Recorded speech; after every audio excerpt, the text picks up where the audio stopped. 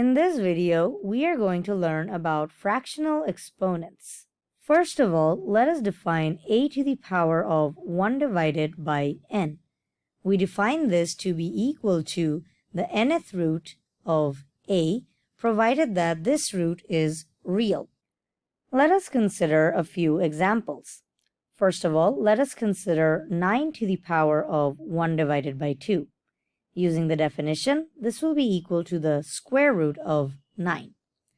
Next, let us consider 27 to the power of 1 divided by 3. Using the definition, this will be equal to the cube root of 27. Let us consider another example. Let us consider 81 to the power of 1 divided by 4. Using the definition, this will be equal to the fourth root of 81.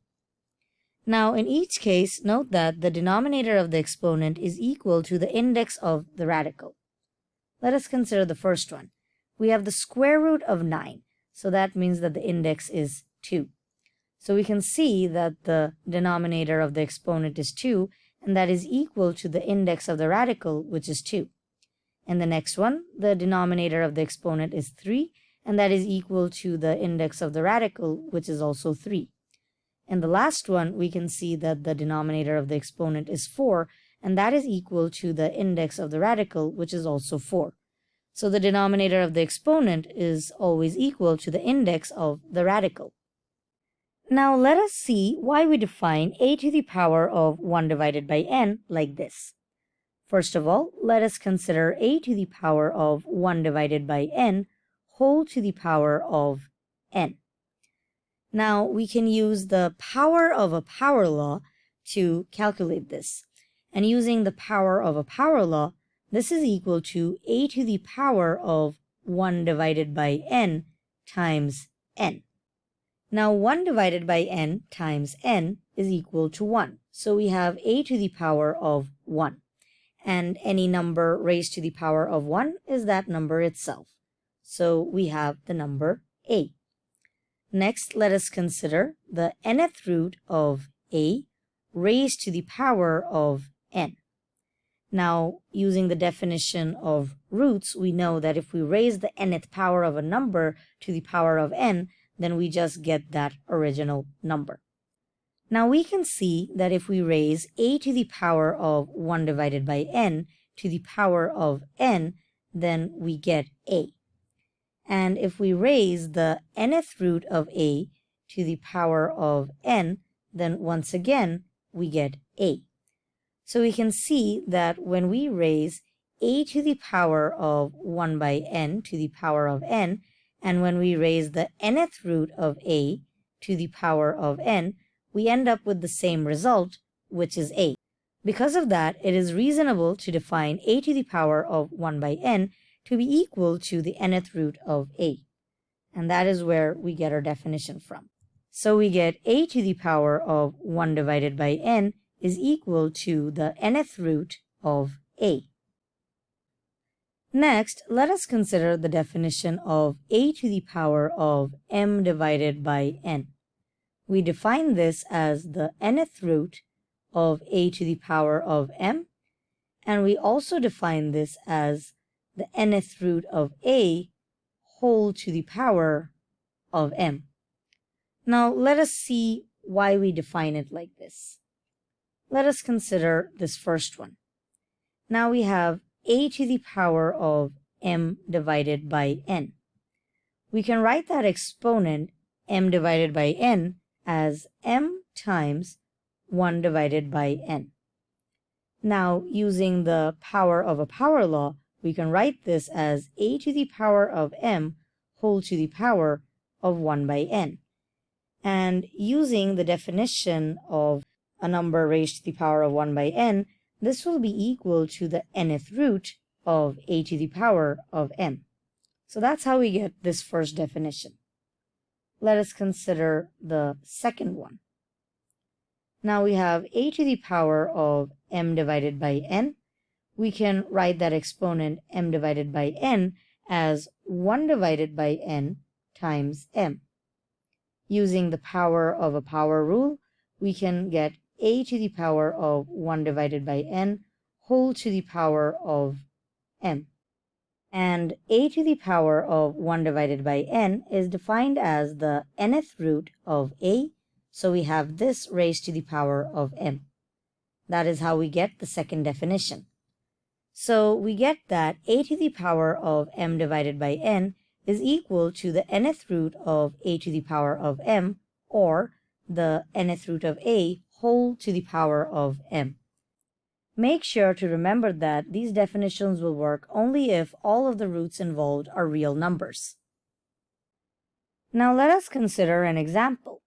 Let us find the value of 27 to the power of 2 divided by 3.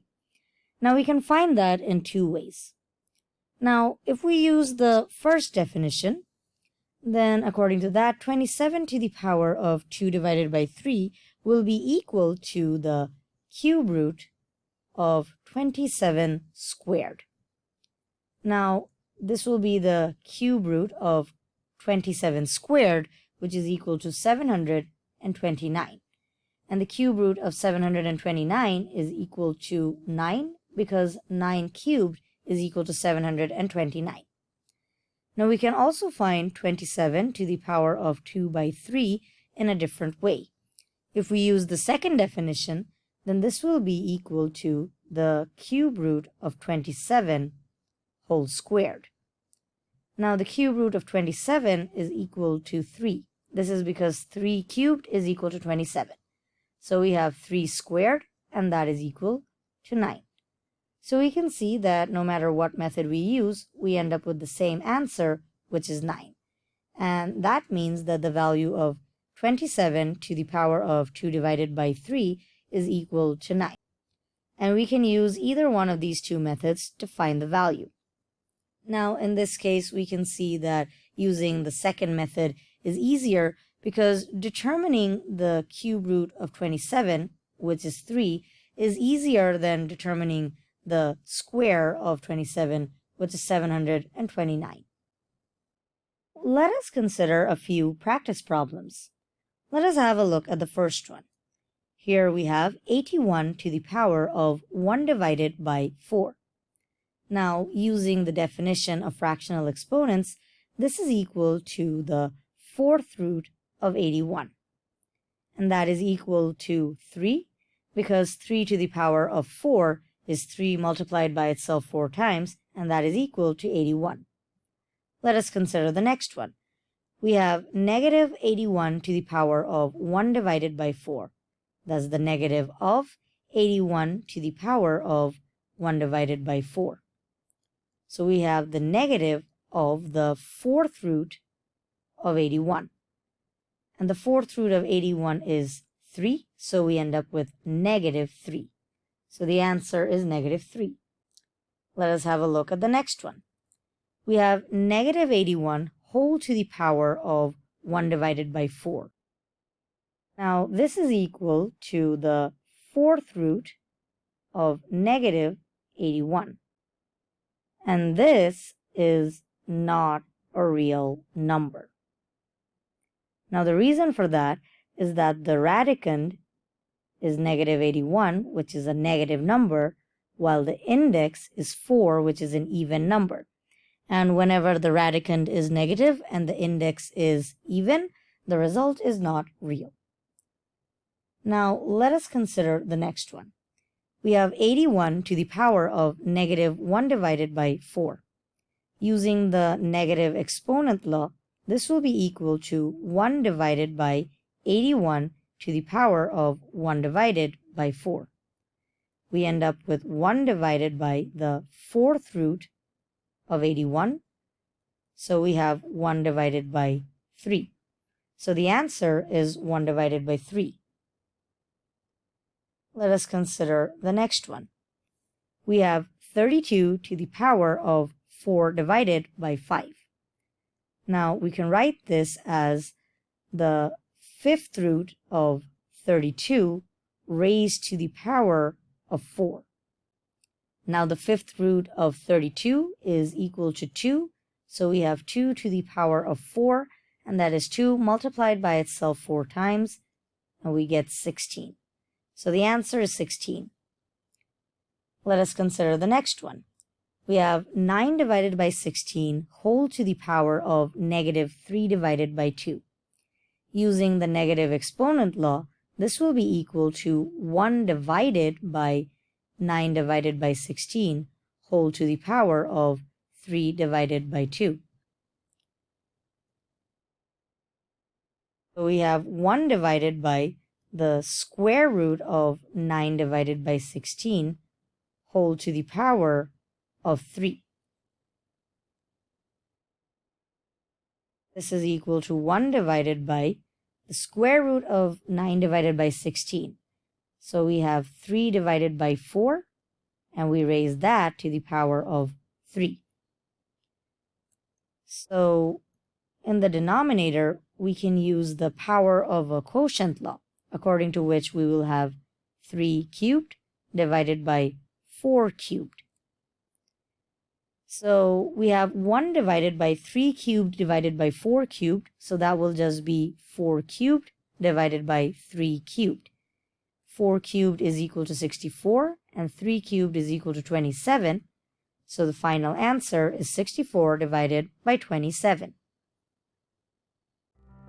Thank you for watching this video. I hope you enjoyed it. Don't forget to comment, like, and subscribe. See you next time.